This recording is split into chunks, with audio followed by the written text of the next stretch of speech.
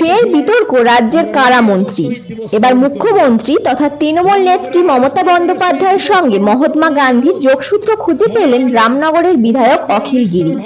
আমরা রামনগরের 21শে জুলাই, আমরা 9ই আগস্ট শহীদ দিবস পালন করব। রামনগরে আরএস ময়দানে শহীদ দিবস পালন করব 9ই আগস্ট। মনে রাখবেন 1942 সালে ভারত ছাড়ো আন্দোলন, আমরা শহীদ দিবস পালন করব আরএস ময়দানে 1942 সালে যে 9ই আগস্ট। করেঙ্গে মরেঙ্গে আমাদের মমতা বন্দ্যোপাধ্যায় এখানে বামফ্রন্টের বিরুদ্ধে আন্দোলন করতে গিয়ে বলেছিলেন, করেঙ্গে মরেঙ্গে, বামফ্রন্টকে উৎখাত করব, বাংলার মানুষকে মুক্তি দেব, তা না হলে আমি মরব, আমার নিজের জীবন দিব। ঠিক তিনি বলেছিলেন।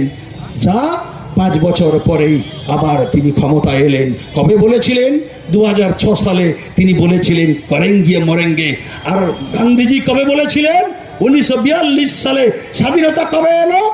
ঠিক 5 বছর পরে 47 সালে স্বাধীনতা এলো। আর মমতা বললেন 2006 সাল, বামফ্রন্টকে তাড়াবো, না হলে আমি মরবো। ঠিক 5 বছর পরে 11 সালে বামফ্রন্টের ক্ষমতাচ্যুত হলো, আবার তৃণমূল কংগ্রেস ক্ষমতা এলো। মমতা ব্যানার্জির সাথে গান্ধীজির আন্দোলনের একটা যোগসূত্র আছে।